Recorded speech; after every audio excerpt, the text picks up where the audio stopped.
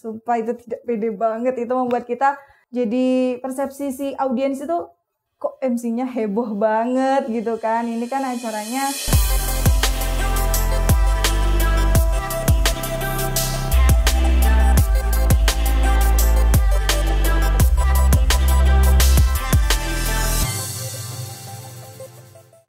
sahabat-sahabat juara, bertemu lagi bersama saya Umi Mukaroma di arena lomba berbagi informasi untuk Indonesia berprestasi.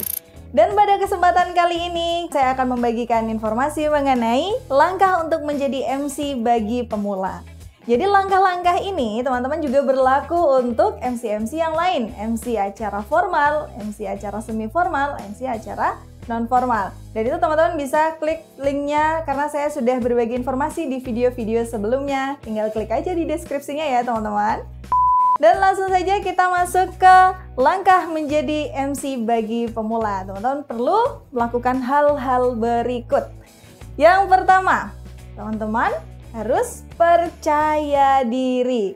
Kunci dari seorang MC adalah percaya diri. Kalau MC-nya tidak percaya diri, gimana akan melakukan atau membawakan suatu acara? Udah down duluan gitu kan? Jadi teman-teman harus benar-benar percaya diri bahwa oke, aku dipercaya untuk jadi MC.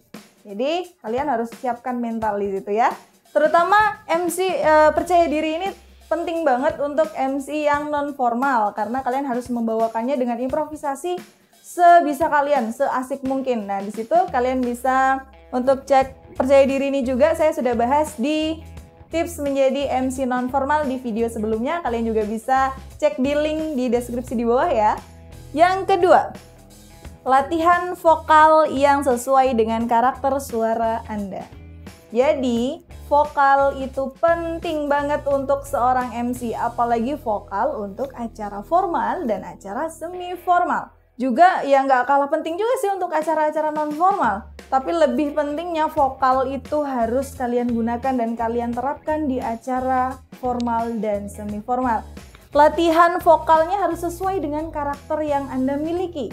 Jadi kalau MC formal kan harus dengan tekanan suaranya itu berat, berisi. Suara yang Anda bawakan itu harus ya formal gitu. Nggak mungkin kalian bawakan acara wisuda dengan halo bapak, halo ibu, kan nggak mungkin. Jadi teman-teman harus bisa gunakan vokalnya itu menggambarkan bahwa ini acara adalah acara sakral, ini adalah acara yang benar-benar formal atau semi formal gitu ya. Dan yang ketiga, harus fleksibel. Ya, seorang MC itu juga perlu fleksibel. Fleksibel artinya gimana? Bisa menyesuaikan.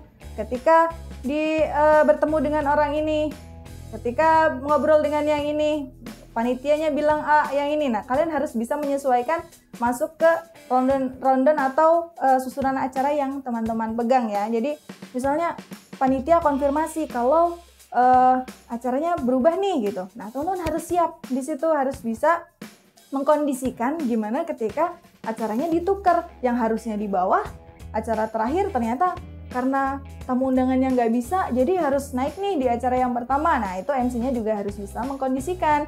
Teman-teman bagi pemula juga harus bisa mengantisipasi hal yang tak terduga seperti itu ya. Dan yang keempat, perbanyak latihan vokal, intonasi, dan artikulasi sebelum hari H. Vokal, seperti yang sudah saya bahas tadi, vokal itu penting banget. Intonasinya, tekanan suara yang kalian sampaikan, kemudian artikulasinya, artikulasi dari kejelasan kata yang kalian sebutkan. Nah, kalian ucapkan itu juga harus kalian latih.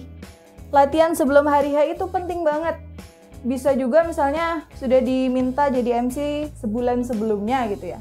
Teman-teman langsung persiapkan aja supaya nanti pas hari H itu benar-benar ready nih gue gitu kan.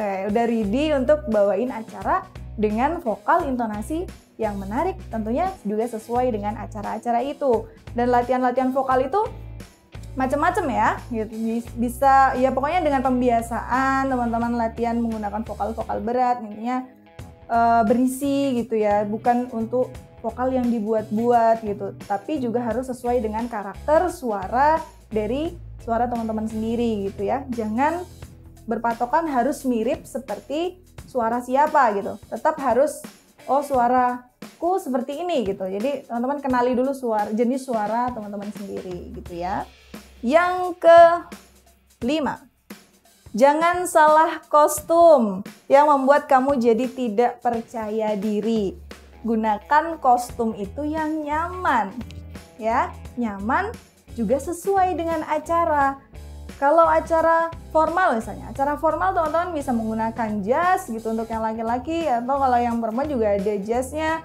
Atau kalau suatu acara formal dan semi formal, teman-teman bisa gunakan baju-baju adat misalnya ya, itu juga boleh. Jadi gunakan kostumnya itu yang menarik boleh, tapi juga sesuai, jangan sampai salah kostum gitu. Kelihatan misalnya di MC kalian bawakan suatu acara MC pernikahan gitu ya. Di pernikahan seseorang, kalian dipercaya nanti jadi MC ya di nikahan gitu. Di nikahan si A, kalian lebih heboh, ternyata kostumnya lebih heboh dari pengantinnya. Wah, itu akan membuat sumpah itu tidak pede banget. Itu membuat kita jadi persepsi si audiens itu, kok MC-nya heboh banget gitu kan. Ini kan acaranya seperti ini gitu. Nah, itu teman-teman harus memperhatikan kostum yang akan digunakan saat menjadi MC, begitu ya. Yang selanjutnya, keenam, siapkan teks dan catatan kecil kerangka acara yang jelas dan mudah dibaca. Jadi, kalau MC formal dan semi formal itu kan masih sering textbook ya. Jadi benar-benar ada setiap katanya itu ada di dalam teks yang kita bawa. Kalau misalnya MC non formal itu teksnya ya cuma catatan-catatan poin-poin acaranya saja. Tapi teman-teman harus membuatnya dengan jelas, karena kalau misalnya teman-teman masih pemula itu akan bingung ketika nggak rapi gitu. Ini harus mana nih, habis acara ini harus ngucapin apa, atau informasi yang tiba-tiba masuk dari panitia untuk diinformasikan kepada audiens, terus teman-teman tulis di mana gitu kan, dan nggak rapi itu runtutan apa yang kalian bacakan, itu repot. Jadi bagi pemula itu penting untuk menyusun teksnya, catatan kecilnya dengan rapi dan mudah dibaca. Yang ke-7, yang terpenting dari membawakan suatu acara, jangan lupa untuk berdoa. Berdoa untuk kelancaran, dan apa yang disampaikan dan dibawakan teman-teman itu juga akan disukai oleh audiens, juga manajemen atau panitia yang meminta teman-teman untuk jadi MC juga akan puas ya. Jadi jangan lupa berdoa ketika akan mengawali suatu acara. Itulah tadi 7 tips untuk menjadi MC bagi pemula versi Arena Lomba.